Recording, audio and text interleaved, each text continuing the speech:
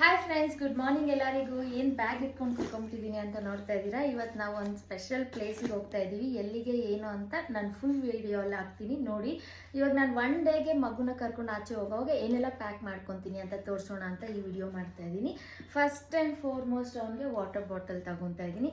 And ಇವತ್ತು ಸ್ವಲ್ಪ ಬಿಸಿಲು ಜಾಸ್ತಿ ಇದೆ, ಹಂಗಾಗಿ ಅವನದು ವಾಟರ್ ಬಾಟಲ್ ಜೊತೆಗೆ ಒಂದು ಎಕ್ಸ್ಟ್ರಾ ವಾಟರ್ ಬಾಟಲ್ ನಾನು ತಗೊತಾ ಇದ್ದೀನಿ. ಆ್ಯಂಡ್ ಅದ್ರ ಜೊತೆಗೆ ನಾನು ಅವನಿಗೆ ಇವತ್ತು ಫ್ರೂಟ್ಸ್ಗೆ ಡ್ರ್ಯಾಗನ್ ಫ್ರೂಟ್ ತಗೊಂಡಿದ್ದೀನಿ. ಯಾವ ಫ್ರೂಟ್ ಇದ್ದರೆ ಅದು ಇದೇ ತಗೊತೀನಿ ಅಂತ ಏನಿಲ್ಲ.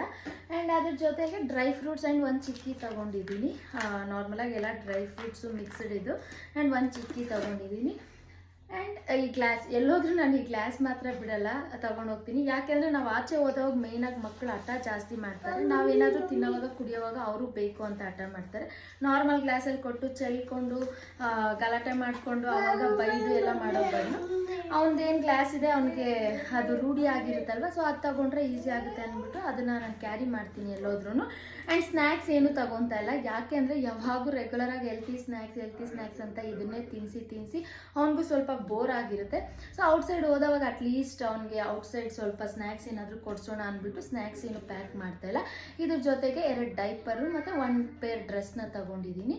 ಆ್ಯಂಡ್ ಇನ್ನೊಂದೇನು ನಾನು ಸ್ನ್ಯಾಕ್ಸ್ ಔಟ್ಸೈಡ್ದು ಪ್ರಿಫರ್ ಮಾಡೋಕ್ಕೆ ಅಂದರೆ, ಇವಾಗೆಲ್ಲ ನಾವು ಬರೀ ಹೆಲ್ತಿ ಅಂದ್ಬಿಟ್ಟು ಇದೇ ರೂಢಿ ಮಾಡಿದ್ರೆ ಮಕ್ಕಳು ಸ್ವಲ್ಪ ಔಟ್ಸೈಡ್ ಫುಡ್ ಏನಾದರೂ ತಿಂದವಾಗ ಅಡ್ಜಸ್ಟ್ ಆಗಲ್ಲ ಅವರಿಗೆ.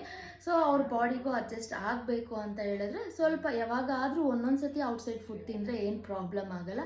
ಹಾಗಾಗಿ ಹಿಂಗೆಲ್ಲಾದರೂ ಆಚೆ ಹೋದವಾಗ ರೆಗ್ಯುಲರಾಗಿ ಅಲ್ದಿರ ಔಟ್ಸೈಡ್ ಏನಾದರೂ ಸ್ನ್ಯಾಕ್ಸ್ನ ಕೊಡಿಸ್ತೀನಿ. ಆ್ಯಂಡ್ ಇದಾಗಿತ್ತು ಇವತ್ತಿನ ಪ್ಯಾಕಿಂಗ್ ನಮ್ಮದು ಒನ್ ಡೇ ಔಟಿಂಗ್ಗೆ. ಏನು ವಿಡಿಯೋ ಅಂತ ಹೇಳ್ಬಿಟ್ಟು ಫುಲ್ ವ್ಲಾಗ್ನ ನೋಡಿ. Thank you so much.